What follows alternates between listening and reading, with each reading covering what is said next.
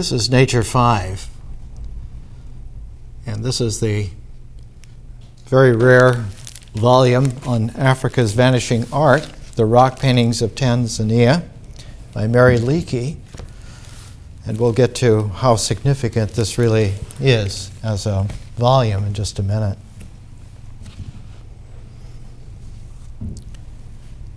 Our learning has its pace.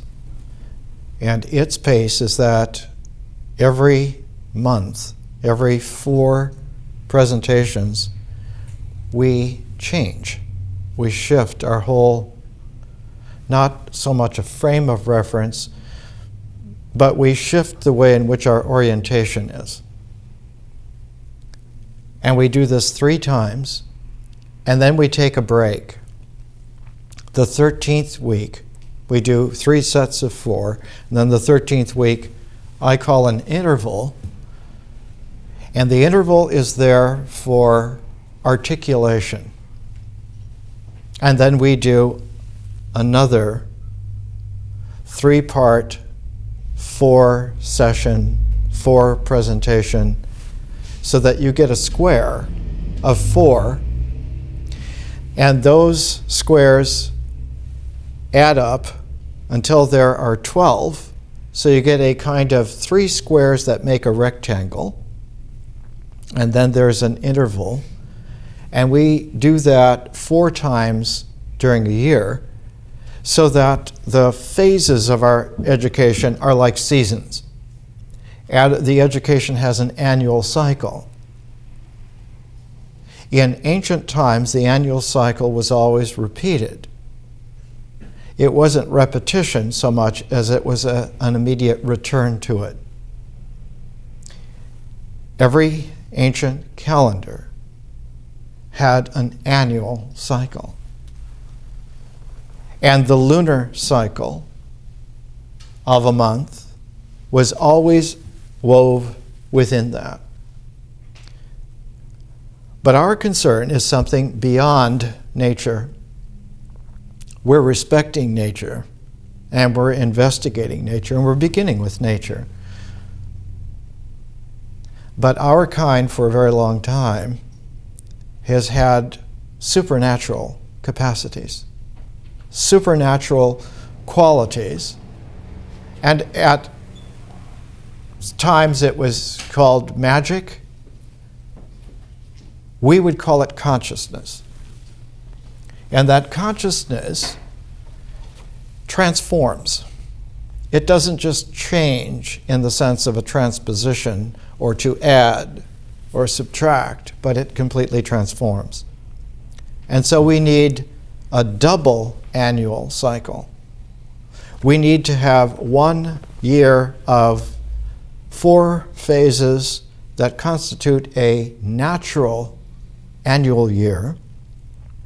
And then we need a second complementary annual year that in the ancient wisdom was always called a counterbalance, a counter movement. For instance, in sacred Greek dance, about the time of the Greek tragedies, about the time when Pythagoras would have been an older man and Socrates a young man and Plato not yet born, the ancient Greek sacred dance called chorea always had a 3-part structure to it. The first part was a movement that was always clockwise. Sometimes in Greek poetry, it's called a strophe. Then there was a pause called the stand, and then there was a counterstrophe going back the other way. So clockwise, and just as you would come to the point where you would return again, the return, instead of going forward, would stop and pivot and turn back the other way. and go all the way back through the cycle the other way. So that you had a kind of a choreographic shape, and our word choreographic comes from Greek chorea. It means that there is a dynamic structure of completeness to this form, which has nature in it, but has two aspects that are usually not there in nature. The first aspect is, it's called a stand, or it's called a rest, or it's called sometimes just the central, still pivot that very rarely is ever found in the natural movement. Nature, as we are understanding it and seeing it, is a process of change all the time. One of the rarest things in nature is for something to be still. The still point is the most difficult and rare moment in nature. One cannot even find a still point in the normal atomic and molecular structure or cellular structure of things. They're always in movement, always in vibration. And one of the great quests in the 21st century in high-level physics, in math, is to find a 0 point, a permanent, eternal rest, an articulate interval that would punctuate all the movement on every level: atomic, molecular, cellular, social, universal.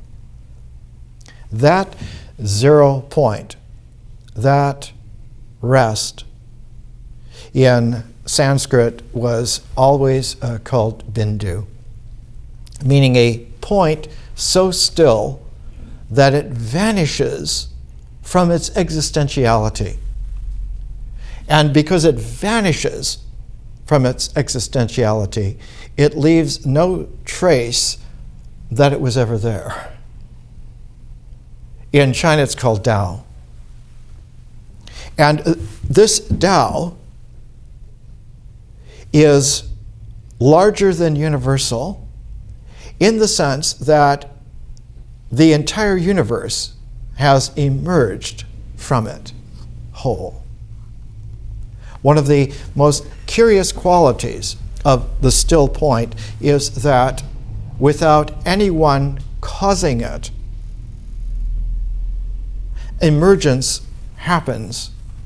It's like a self-organizing, self-arranging quality to existential reality.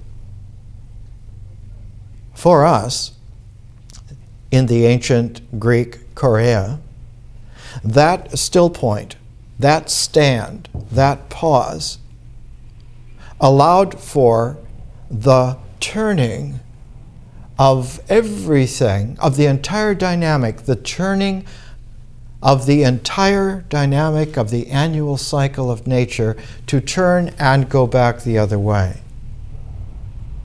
In the Pythagorean Greek, the understanding of that was fundamental, and the Greek name for it was Metanoia. Meta meaning above, noia meaning the mind, the thinking mind, above the thinking mind. More important and more significant and more universal. In fact, universal to the point that it transcends, and it is also more immanent at the same time than the universe. And so the Greeks would always use a different term. One was in the universe until you had a metanoia, and after you had that still point metanoia, you now were in a cosmos. And that this cosmos had other dimensions than the universe, and the first dimension that it had was a fifth dimension of consciousness. And that this meant then that the entire universe was now transformable, And that consciousness as a quintessence, as a fifth dimension, was able to change time-space, space-time, the four-dimensional continuum of nature. And because it could change it in a transformative way, not just change it in a natural way, there was always the sense that this was a very special art.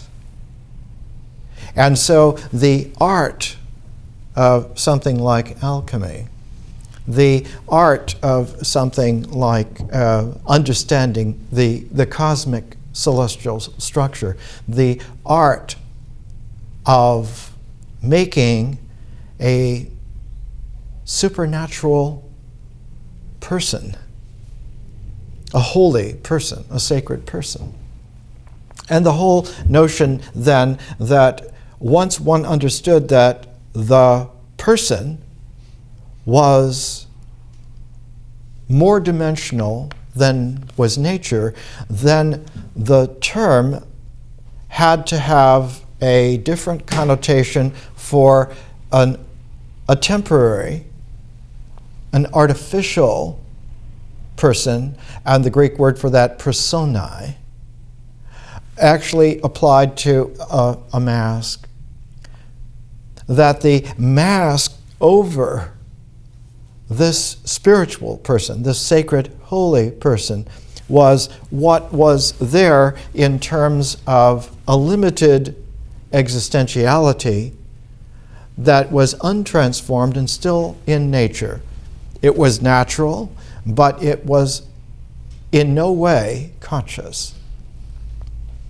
And so the whole understanding of an education like this, of a learning like this, is that we're involved in a great, huge, dramatic dance.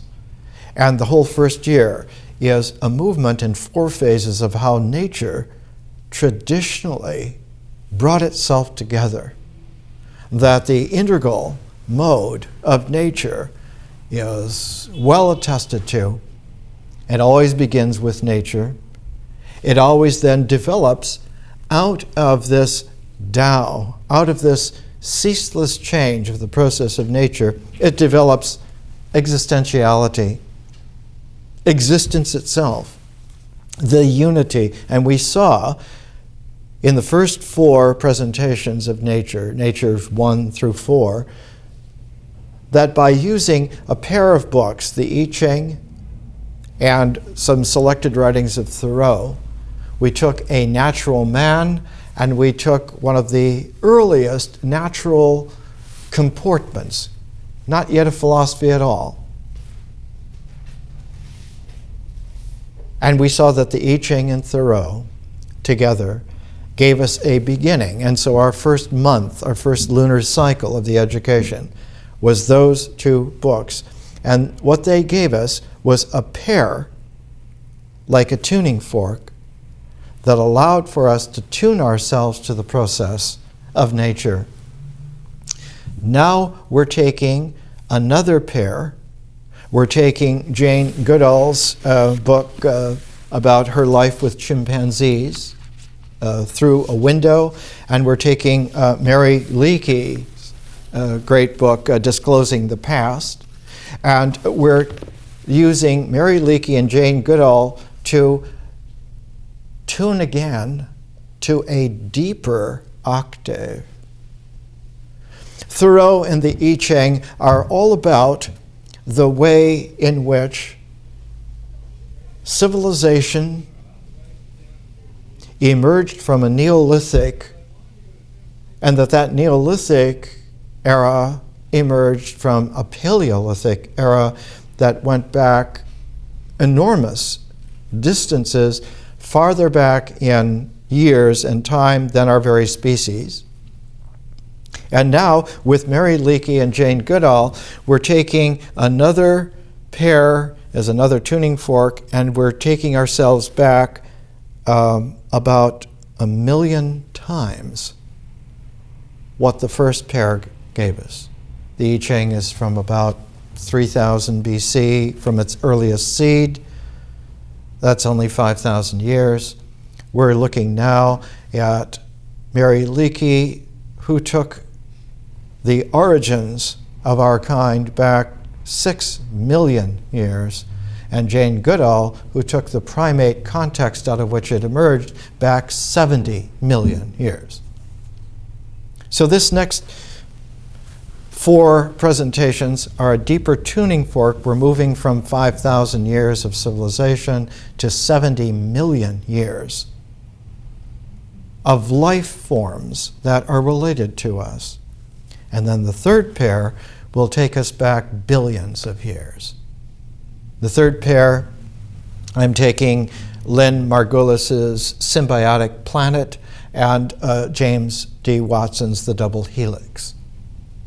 That the very origins of life, the very origins of cellular and even pre-cellular life, the DNA, the RNA, even back to just the beginnings of organic amino acids.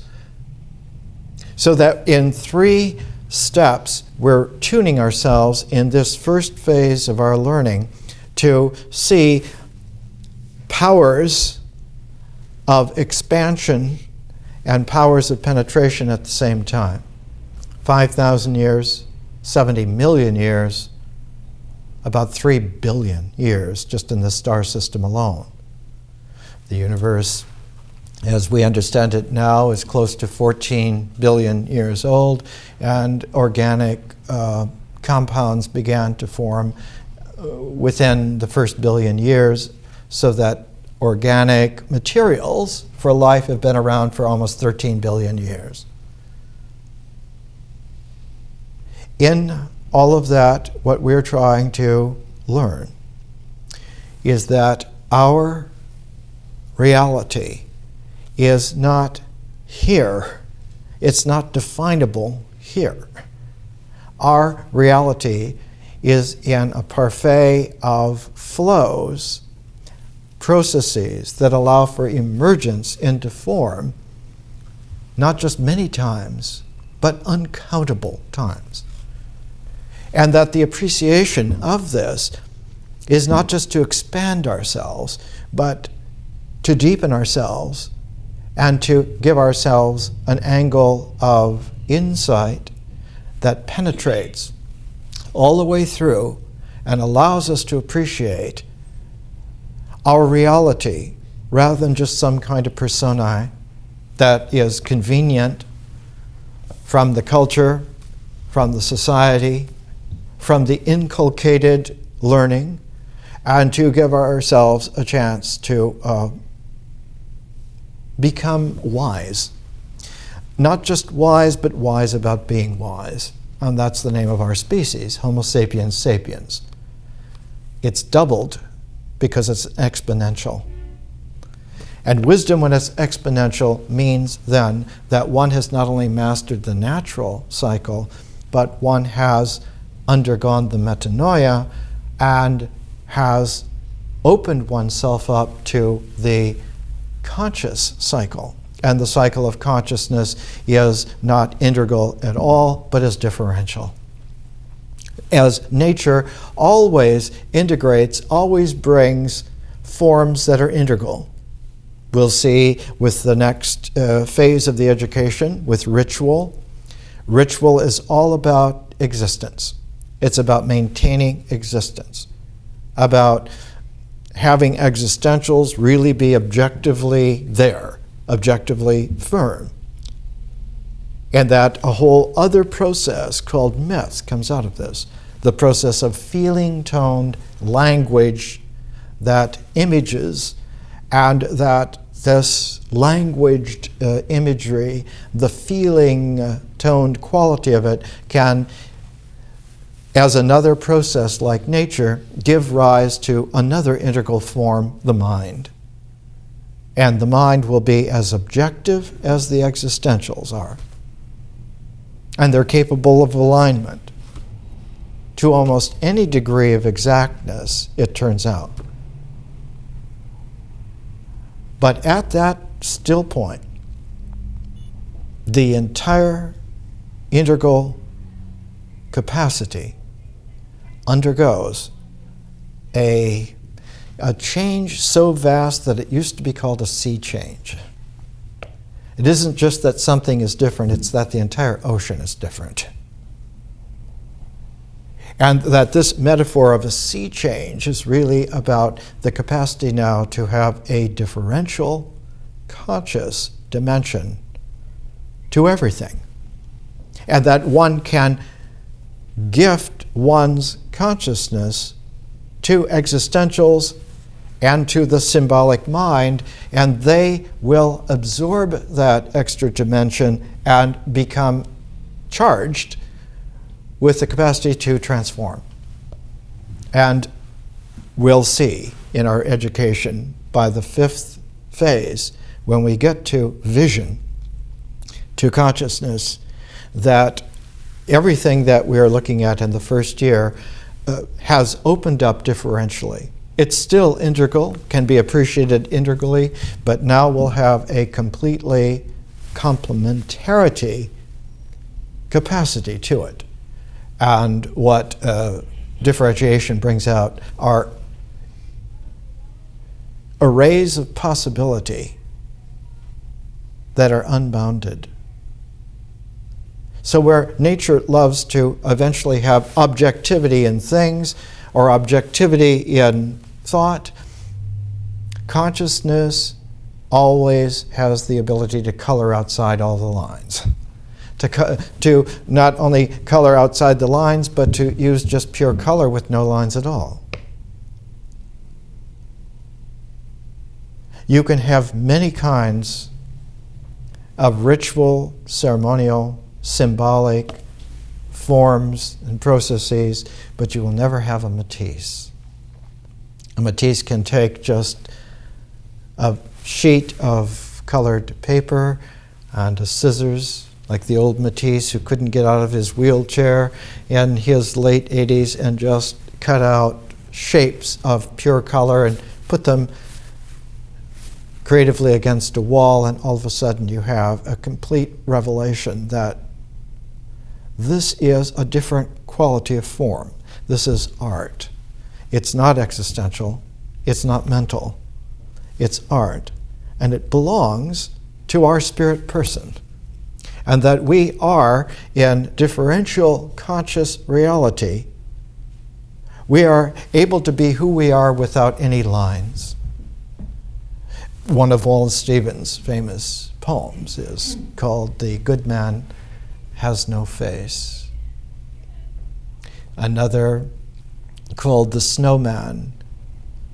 He says, paraphrasing him in "The Snowman," one would have to have been cold a very long time to stand in the winter wind, to see the glistening ice on the junipers and spruces, and to see in all of the kaleidoscopic things that are a presence that isn't and yet occurs.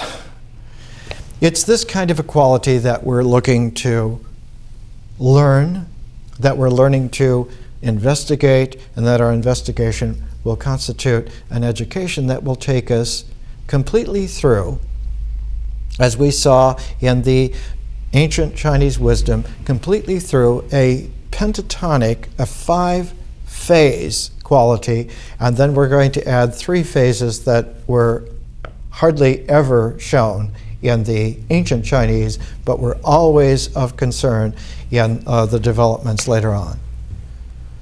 The 5 phases: the Tao, which is like a 0, the Te, which is like a 1, and the Zhen, the human-heartedness that comes out, which is a balance of the Tao and Te.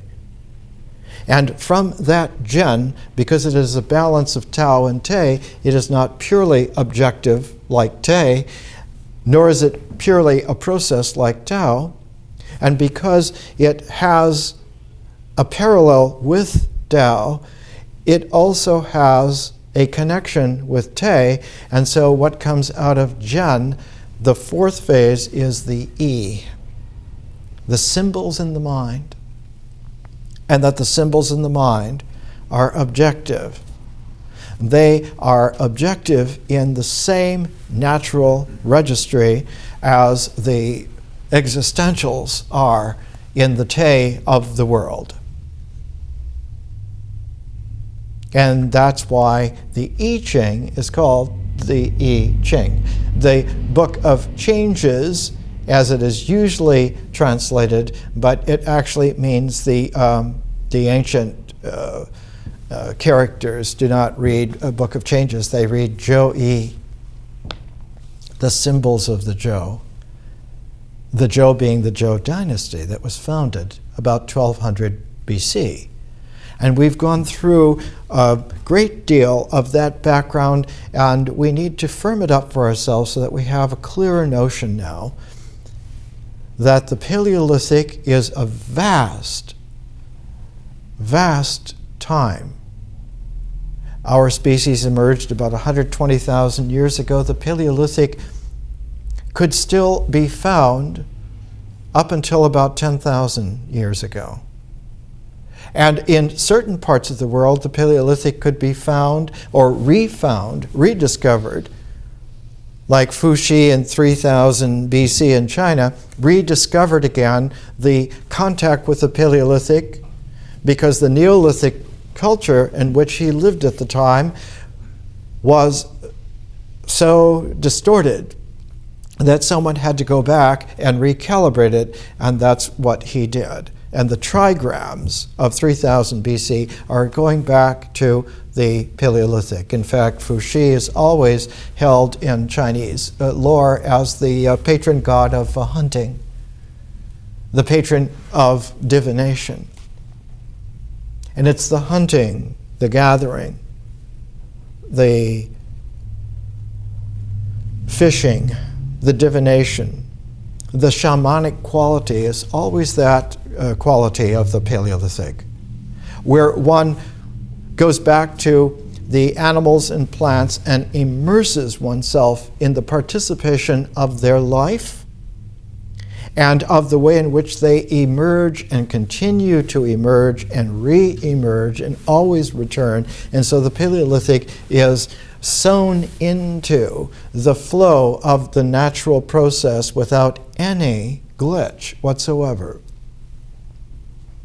But the Neolithic has a completely different quality to it. The Neolithic is all about man coming in and changing nature, taming the plants, taming the animals, taming the natural cycles. And so the Neolithic is all now about not hunting in the wilderness, but farming, animal husbandry, village life, about a different quality. And the Neolithic carries itself in such a way that eventually not just taming the plants and the animals, but taming one's own kind. And so the beginnings of culture which limit, the disciplines of tradition which style, the qualities of saying this is how we do things and we don't do them that way or that way. This is how it's done. And so we'll see that the Neolithic is a massive, different quality and eventually runs into problems. And the problem that it runs into is that the longer it flows in a delimiting tradition, the more the delimiting becomes a prison, a cage, a reduction. And the whole impetus is for one to be able to have some way to get out from it, to emerge from it. And so all traditions have little perforations that they will allow. You can, at certain junctures in your life, when you change from childhood to sexual maturity to adolescence, you can have a moment of looking outside of the tradition and then quickly being brought back in. Or if you become old and you're no longer in the viability of the daily struggle for life in the tribe, you can't go out and hoe the crops, you can't go and milk the goats, and so there is that moment of old age where you are allowed to try and look outside, and of course then you're quickly brought back in that we have to prepare for your demise. In all of that, the Paleolithic is always the resource that is looked for again, to be rediscovered, a return back to nature. That the farm, yes, it sustains life, but it is not at all life. It is a version of life, it is a limitation of life, and life is out there in the wilderness. So one has to learn that you can return to the wilderness sometimes in a very profound way. And Fu Shi, who invented the trigrams, was at a point where the Chinese Neolithic had become almost a deadening, dumbing down mud. And Fu Shi's trigrams were a return to the Paleolithic to bring back a new kind of E. Not an E that comes out of the drab, mythic, traditional experience, but a new kind of E that participates back into the mystery of nature and brings something completely new into the mind. And so the trigrams of Fu Shi are a Paleolithic triumph of someone leaving the massive, deadening tradition of the farming community, and he is called a dragon man. He goes back to the Tao and brings the trigrams out of the Tao, not just into ritual, but into the mind, into the E. The trigrams are the first major E in Chinese civilization. They are symbols that occur in the mind that have been brought out of the mysteriousness of nature directly into the mind. And that Fu Shi is always coupled with his consort, with Nu Kwa. Nu Kwa is always there with them, and they form a pair. And they're like the primal pair. They're like an Adam and Eve for Chinese lore. He always holds a carpenter's square. It's like a big L with a crossbar so that one could get the angle. One could square something. One could get it flat or vertical. One could get it so that it has the right angle. One could make the square. But Nu Kwa, in the oldest representations, she holds a plumb bob. That plumb bob is not about squares, it's about centering. It's not about angles, it's about the rotation that is the primordial axis. And that if one knows how to center the axis of life, then the entire dynamic of life has a dynamic integral without being measured or squared. And yet it has to interface with the square. It has to interface with the level and the vertical. And so later presentations of Nu Kwa is not the plumb bob, but the quipu. The quipu is a knotted cord, and it's the beginning of symbolic numeracy. One can now have numbers. One can measure time, not just participate in duration. One can measure distance or scales. And in this way, Nu Kwa's quipu fits in with the carpenter square of Fu Shi, and one has a whole new quality that can come out of it if the two work together. And the quality that came out of it was not the Neolithic, but was civilization.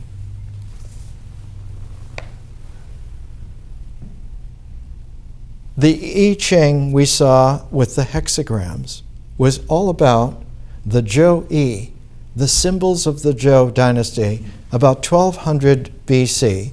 And the reason for it is that there was a monumental change at that time. For several thousand years, the most sophisticated cultural implements were always bronze. Iron was entering into the capacity of cultures about 1200 BC, and iron brings a completely different scale. It doesn't matter how glorious the mythic shields of bronze, an iron arrow will go through them. And when the Iron Age came in, it completely decimated the splendor of the Neolithic bronze, and you had to have a redoing. And for about 500 years, China struggled to try to incorporate the new powers of iron into the Neolithic, and they were not incorporable. One had to look to a different way. And in order for that new level to come into play, someone had to go back to the Paleolithic again. And the person who went back, like Fu Xi, about 500 BC, was Lao Tzu. And Lao Tzu returns to the Paleolithic, returns to the Tao, and brings out new E that had not been seen before. And the Tao Te Ching is that revelation. So that the trigrams of the seeds of the I Ching are a return to the Paleolithic. The hexagrams of the I Ching, coming from the beginning of the Zhou Dynasty, are the cream of the Neolithic. The patron god of the Zhou people was Hu Qi, who was the god of grain, from the far west of China, where all the great farmlands were at the time. This ability of Lao Tzu to go back again to the Tao and bring it back out was taken advantage of by Confucius. And it's Confucius who makes the Neolithic transform to civilization, and Chinese civilization becomes Confucian. It is a monumental change. It is a sea change. And so you have the Paleolithic, then the Neolithic, then the civilization. But just as the Neolithic had its limitations, civilizations have also had their limitations. And one of the limitations that they have is that they are brought out of the Paleolithic initially for their genesis, for their great splendorous beginnings, and then there's a slide so that their sustainability comes from the Neolithic rather than the Paleolithic original wild genius.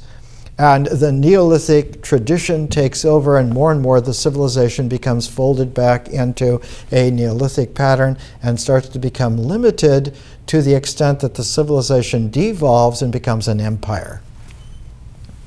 And at that point, an empire is the strongest form of tyranny that we know of, because it seeks to control everything, not like the Neolithic just to tame it, but in the empire it's to control it. There will be no exceptions. You will do this. This is how things will be. And we are at the stage now in our own lives where an empire that has been forming for a long time is not only in complete control, but is completely useless. I'm going to come back.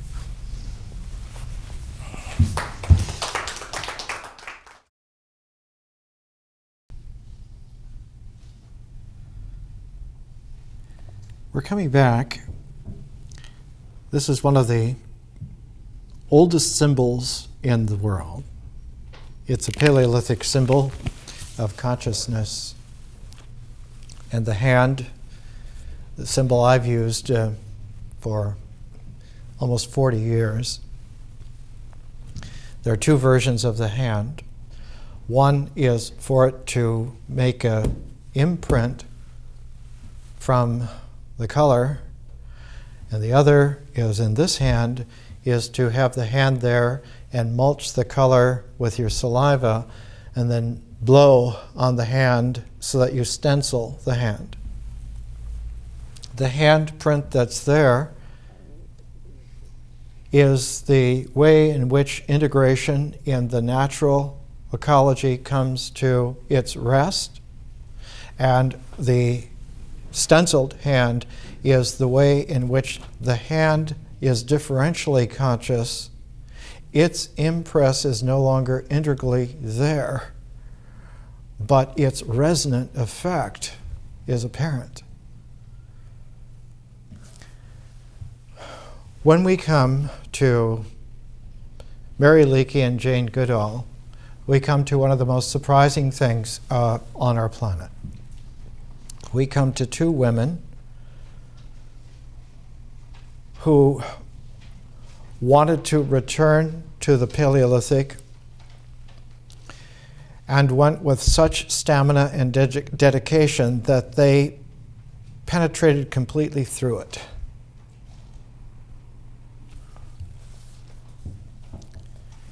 Let me put it another way. Their penetration was so complete and profound that they fell completely through the entire context of human life. Now, this is very difficult to appreciate and to understand, and it's the source of a great deal of fear in our time. What Mary Leakey and Jane Goodall did is they did not just return to the Paleolithic, but they punctured all the way through it so that the bottom fell out of all of the known capacities for human beings. And it produced, in their time right up until our own, a deep subconscious suspicion that wisdom is not real, that it's not trustworthy, that it is only something which is an appearance from someone's own personal projection. In Chinese civilization, this happened several times in the past. The first time it happened was after Confucius redid the I Ching.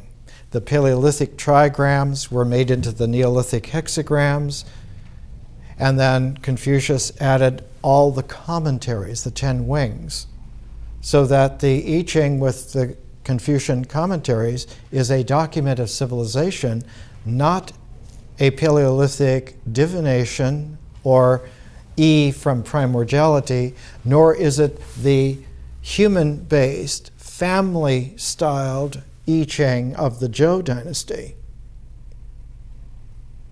Fuxi's trigrams are all about heavenly archetypes, whereas the hexagrams of the Zhou are all about the human relationships.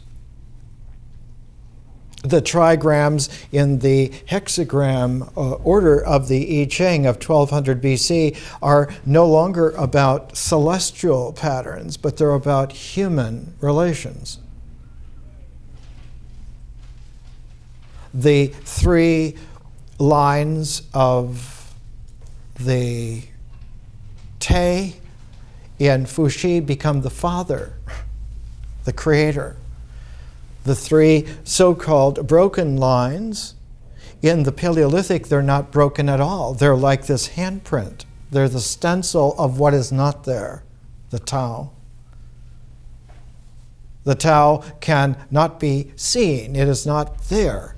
But its stencil occurs so that the resonance of it is everywhere all the time. But the heavenly pattern of Fuxi and the earthly human family pattern of the I Ching in the hexagrams, the mother, the father, the oldest son, the middle son, the youngest son, the oldest daughter, the middle daughter, the youngest daughter, so that the trigrams now become family function relationalities. They become capable of a tribal sociology, of a traditional culture. But with Confucius, with his commentaries on the hexagrams, you now have an I Ching which is a document of civilization. And very quickly, the power of that document was seen. And by about 350 BC, within 100 some years of Confucius, you had all kinds of philosophic, symbolic reductions of Confucius into a yin-yang chia, of understanding that it isn't about Tao Te, it's about yin-yang. It isn't about mother and father of the Joe Dynasty, but now it's about the powers of yang and yin in a highly refined Confucian civilized doctrine. And one finds increasingly that the I Ching is used as a doctrine to enforce not just the Confucian civilization, but the devolvement of the Confucian civilization into the Han Dynasty Empire. And it wasn't just that the Han Dynasty made an empire. The man just before them, Qin Shi Huangdi, reconfigured China into his own personal empire in order to show everyone that he was there. He built the Great Wall of China. And the Great Wall of China is the mark of the empire, not the civilization. And the tomb of Qin Shi Huangdi was found just a few decades ago, and the tomb is the complete universe intact. His tomb in the center of a whole miniature outlay of his royal palace, and on the ceiling of the tomb in jewels were all the stars of the sky. And outside of the tomb, with its model of the palace and the model of the heavens, were 8,000 life-size soldiers that were buried to accompany him so that his empire would always be there. He would always have the power. And Qin Shi Huangdi gave his name Qin, and the people became Chinese. They were never Chinese before that. As soon as the civilization of Confucius devolved to the empire of the Han Dynasty, one saw that there was a great jeopardy. Even within 100 years of Confucius, when the civilization was posited, a Chinese genius saw what was coming. Saw it because he saw the yin-yang school take over and restyle so that there was no longer any trace of the Paleolithic. There was no trace even of the Neolithic. There was only the civilized form that was now rapidly being recalibrated to a mental indoctrination of the yin-yang school. And the Chinese sage who found a way to go all the way back to the Paleolithic from the Confucian civilization was Chuang-Tzu. And so Fuxi is the originator. He goes back to the Paleolithic in the Neolithic at 3000 BC. Lao Tzu, who saw that the Neolithic development of that Paleolithic trigrams was also into jeopardy, so the Tao Te Ching goes back to the Paleolithic from the Neolithic, and Chuang-Tzu saw that the civilization was also going to retrogress, and so Chuang-Tzu is all about going back to the Paleolithic from the civilization. And as soon as the tyranny of the empire comes into play, a genius named Prince Liuan gathered around him a group of about 25 or 30 of the most insightful people of the day, and they comprised a book like the Tao Te Ching, like the Chuang-Tzu, and it's called the Huainan-Tzu, the Great Luminant, the insight of how to get back to the wilderness of reality, even from an empire. So that you get in the model that we had in China, which is repeated in India, it's repeated in ancient Greece, it's repeated many times in the world, that always there was a way to get back to the wilderness. Always a way to get out of the entrapment that was there. In our time, what happened was devastating, because when we went back to, and our geniuses, to get back to the Paleolithic, they were too penetrative, they were too strong, and they poked all the way through. And they fell out into nothingness, into an abyss. I characterize it in a poem about 40 years ago of being like a cold stone in universal free fall in complete empty space. And so our time has suffered a trauma for which there has been no precedent whatsoever. It's never happened before. It means not only can we not live with the tyrannical empire imprisonment that modern life has, but we have no way to correct it, because when we go back to the wilderness, we go back to a wilderness that is interstellar space, intergalactic space. We don't know how to deal with it. Life forms on this planet never encountered that scale before. And so we are in a situation which beggars the imagination, which the mind is unable to deal with, which the traditions have no way to deal with it. There are no rituals for it whatsoever. There are no belief systems whatsoever. And so that quality is best approached as we're doing it here, because it's not a way out, but it's a way that reasserts itself in a self-organizing way, and the grandmother of that, in a very real way, is Mary Leakey. She's one of the most extraordinary figures in world history on the planet. She was born in London, 1913. Her father was an artist, and he would take the family on outings for several months every year, and he would go to various places and paint, and then he would bring all of his paintings and watercolors and things back to London and display them and at galleries and showings, and they would sell. And a lot of the success that he had was due to his wife. Mary Leakey's mother was one of the most sophisticated women of her day. She was one of 4 daughters, and she was the only one of the 4 who married. And those 4 daughters were raised in Italy.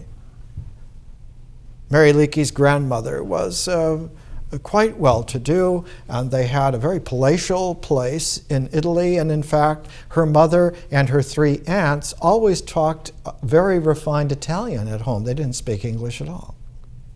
They could speak English, of course. They could speak English, French, German, whatever you want. They were some of the most cultivated people around. They were like international British people of that age who were used to living anywhere in the world. And so Mary Leakey grew up with a mother who helped the father's career because she could talk to all the very wealthy people who would buy these paintings and buy these watercolors. And Mary took after her father. She never had art lessons, and yet she learned because she was around her father, and certainly her father showed her. So she was always able to draw. She was always able to draw very accurately or draw to herself, and her whole personality formed around this kind of wonderful relationship with her artist father. And she appreciated her mother, but she saw that her mother's world, though it was international and cultivated, was to her very limited. The aunts were always very kind to her, and the grandmother was very kind to her. The mother was very kind to her. It's not about unkindness. She never had affinity for their world. Though it was the international world of the time, it was the aesthetic, wealthy world of the time. She grew up so used to seeing it and to seeing its limitations that it had no appeal for her whatsoever, either as something to be desired or as something to get away from. She simply was disinterested in that, whereas she became interested more and more in the animals around her. She loved animals all the time. They were not wrapped up in wealth and position. They were themselves in the wildness of nature. And her father, with his art, gave her an insight that slowly as a seed matured in the most unbelievable way. He got into painting in France when she was about 11 years old, 12 years old, and he went to the Paleolithic valley, Vézère Valley, Les Aizes. And this is the area in France where all the Paleolithic art was being discovered in the caves. This is a region where Lascaux is and Lausanne. And when she was first there, in the early 1920s, the big new discovery was Pecmerel. And it was a cave that was discovered by a little village boy, André David. And of course, when you've discovered these kinds of things and you're a little French village Catholic boy in the 1920s, you go to the abbé, the priest. And the Abbé Limousin explored with his little friend, and they went about 80 meters into the cave. And over the next couple of years, they kept finding ways to go further in.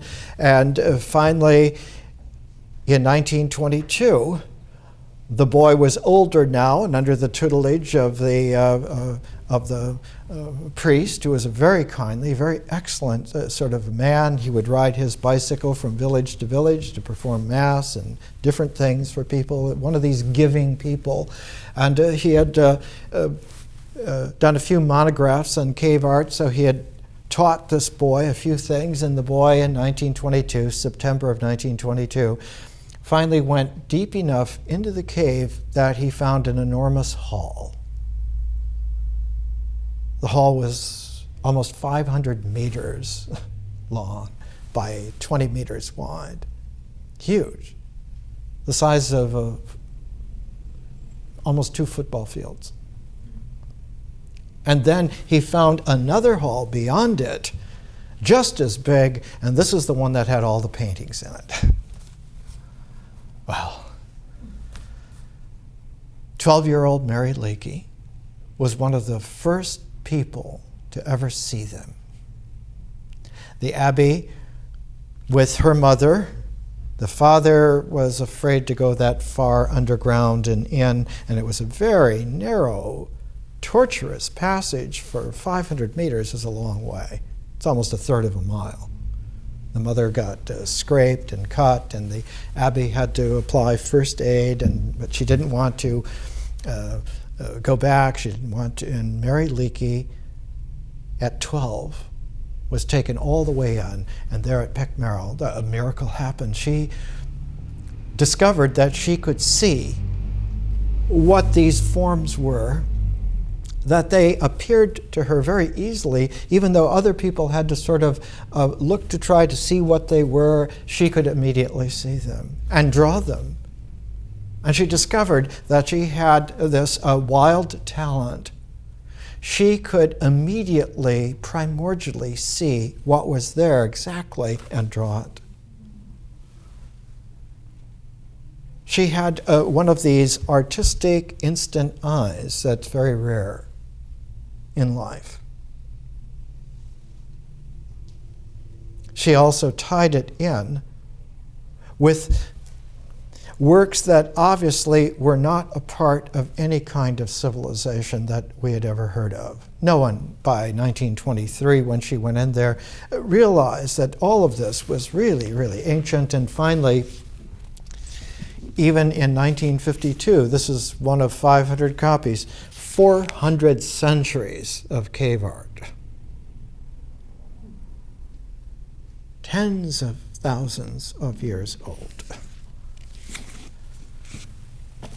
And that this led directly to a lifetime of loving not just cave art, but Paleolithic painting, and loving the ancient humanity going back farther and farther. And yet she was always tried by her mother to be stuffed into a standard convent education. And by the time she was 13, Mary Leakey said that she didn't feel that she was real with any of the students or the nuns or the schools, and so she became a trouble causer.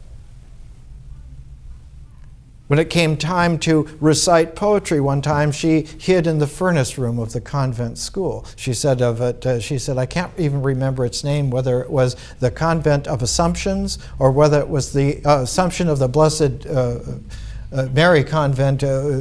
So she's playing and saying. It meant nothing to her.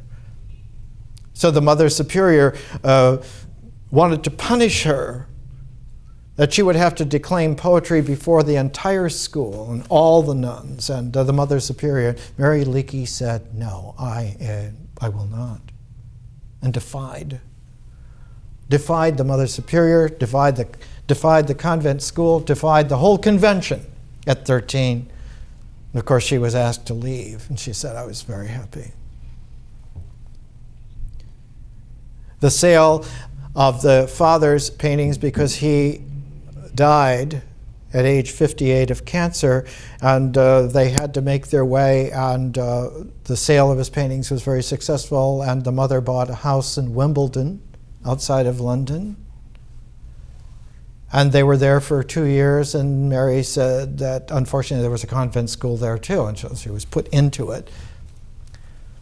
So she would fill her mouth with soap and make bubbles and fake fits and do all sorts of things. So finally she was thrown out of that school as well. And then the mother would bring these tutors into the home, and Mary would find ways to sabotage that, so that finally the mother realized that she was just a problem child. There wasn't much that one could do except just let her be wild. But what Mary liked, she liked animals and she liked going into nature. And so the mother one time took her to see Stonehenge. And on the way to seeing Stonehenge, which just appealed to her in a mystic way. She said it was as if all the stones were huddled together in some great secret ceremony with their backs to the rest of the world, and that somehow out of that there was a center to everything. Somehow it was there. The old new gua plumb bob into the axis of the symmetry of reality. So the mother decided that the next summer that they would stay at this pub inn, not where Stonehenge is. It's a little ways from it. It's at another place called Avebury. And there at Avebury is a great, huge cycle of structures that eventually relate to Stonehenge. And there were some excavations being done at Windmill Hill near Avebury. And the heir of the Scottish Marmalade was financing his own dig as one of the last of the gentleman scholar archaeologists, but he wasn't very competent as an archaeologist, and the person running the dig was his sister-in-law woman, Dorothy Liddell. And Dorothy was one of these, as Mary Leakey says, a very sound archaeologist. She really knew how to find what was there without messing it up. She wasn't interested in being fashionable. She was interested in being patiently precise and finding out what was there, and always wore this green coverall. And so Mary Leakey was apprenticed to Dorothy Liddell at Windmill Hill. And her ability to see what was there instantly, to draw, were wedded to archaeology. And for the first time, she realized that a woman could do this. You could have a life. You could have a career. You could learn to do this. And her drawing talents were finally used by a friend of Dorothy Liddell's. Her name was Gertrude Catton Thompson, and she did a book on Egyptian archaeology of the Fayum, that big lake region off the Nile River, and Mary Leakey did all the illustrations for it. And because of that, she was led to a couple of meetings in London where she met her husband to be Louis Leakey. And when she met Louis Leakey, there was an instant understanding that they were the same kind of rare spirits. Because Louis Leakey had grown up in Africa. His early autobiography, in fact, is called White African. Another book of his emphasizing this, The White Kikuyu. Because Louis Leakey was raised as the only white boy, son of missionary in the Kikuyu tribe, and so he grew up playing with Kikuyu boys in the real Africa, and he said he didn't even notice until he got to Cambridge University as a young man, being sent there to get his education.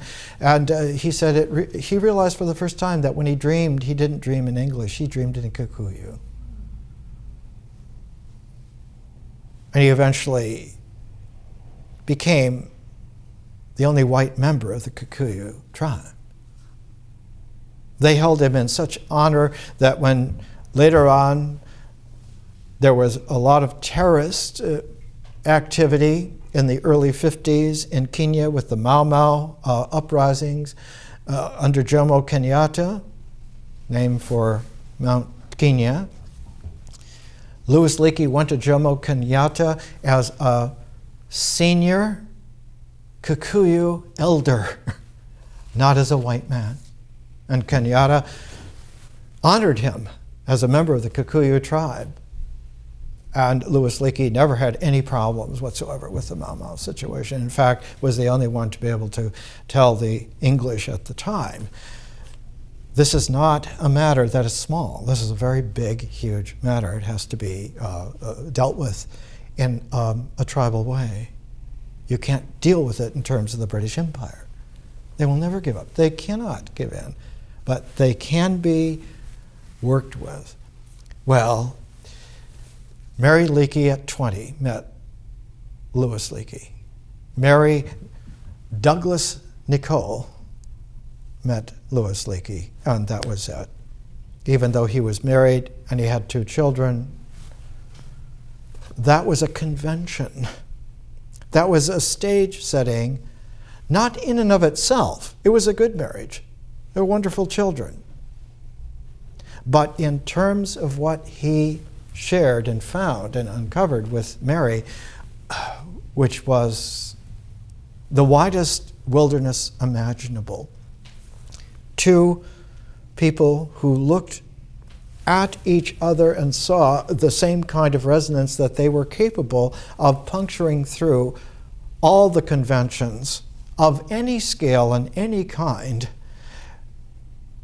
And Lewis said, we're going to go back to Africa because I believe that in this Rift Valley sequence in Kenya are the traces of the earliest man. And what we are going to find is Adam's ancestors. His first great book was called Adam's Ancestors. It's not about Adam in a Christian or Jewish religion. It's about Adam's ancestors in terms of life in this mode on the planet that may go back who knows how far. And in fact, a whole collection of essays at one time published here in 1971, Adam or Ape, a source book of discoveries about early man, edited by Louis Leakey.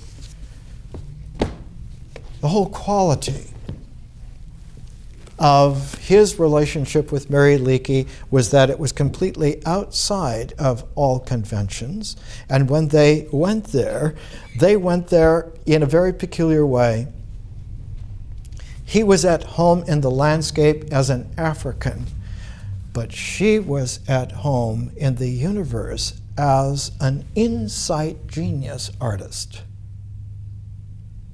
And he learned to trust her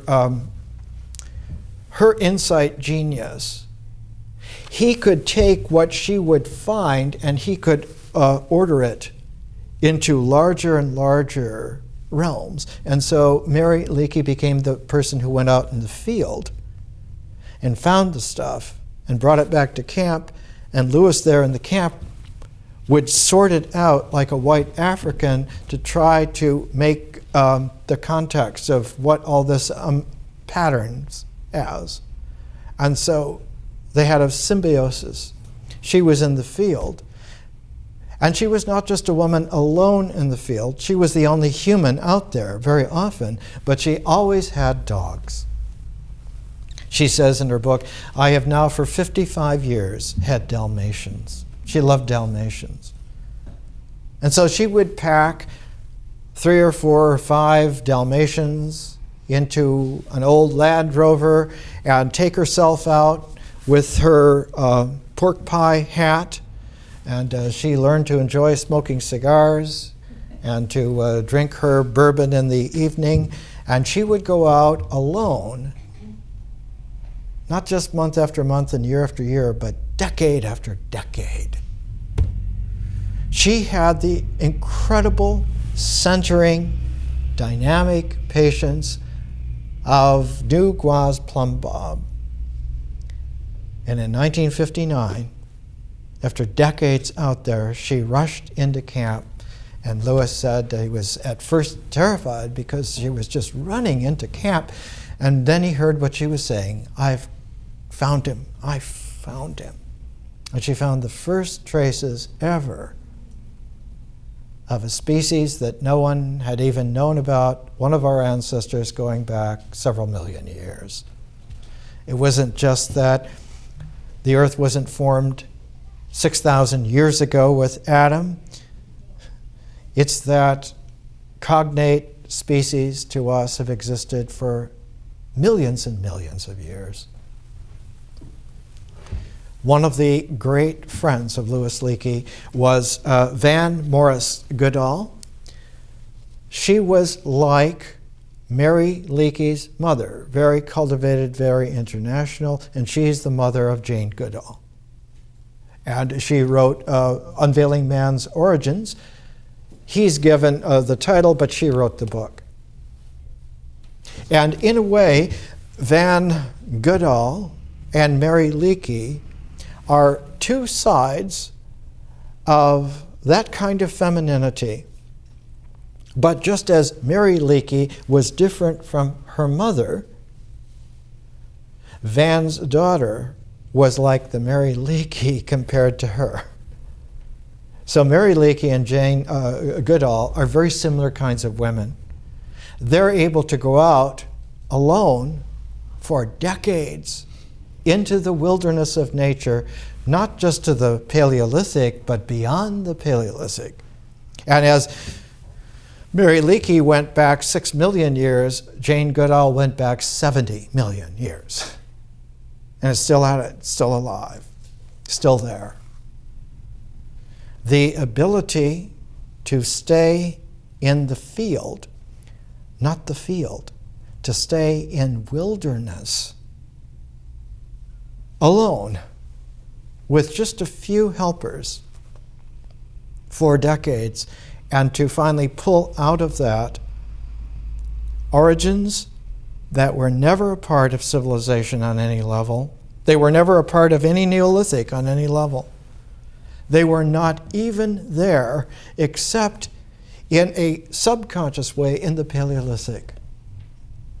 When one looks to see Paleolithic art about the animals are not clumsy at all. They're very refined. Paleolithic animals are like modern art. They're like Matisse's. They're super refined. They are presentations of artists, not of people who are immersed in nature to the extent that they are back before the hominids were shaped. And so Mary Leakey and Jane Goodall are two giant steps back from the I Ching and Thoreau. And when we're finished with looking at them for the next 3 presentations after this, we're going to go even further back with Lynn Margulis and James D. Watson. We're going to go back to the origins of life. Because we need to have this kind of plateauing to take ourselves, it's like a giant auger. It's going back in this kind of a corkscrew way back into the very origins of life, but with levels that we can reconnoiter. And out of that will come a completely different appreciation of what existence is and what ritual is all about and what objectivity really is in terms of reality, not in terms of ideas of it, not in terms of traditions of it, but in terms of the actual actions of it. Later on, when we get to mythology, we'll use one of the great classic women, classicist women, and she will be the one who says, at the heart of every action, there is something that is done. The Greek word for it is dromenon. You have to get back to the thing done and to do it. And only then, if you are open, will it occur in reality, and all the resonances will come out and be in you. Then you will be able to know and to see with fresh eyes exactly what is there. This is the genius of Mary Leakey. She was able to do that. It was a talent given to her from birth and matured in the most amazing way. And she says in her book, Disclosing the Past, she said, when I look back now, she said, it's like an inevitable chain of events. Yet when it was happening, it seemed so loose that there was no connection whatsoever. It's not so much a chain of events, is that it is resonances that make a harmonic. And when we tune ourselves to being able to tell what is real harmonically, it is a completely different scale. We become real rather than prescriptive. We become actual rather than descriptive. And that's what our education is after. More next week.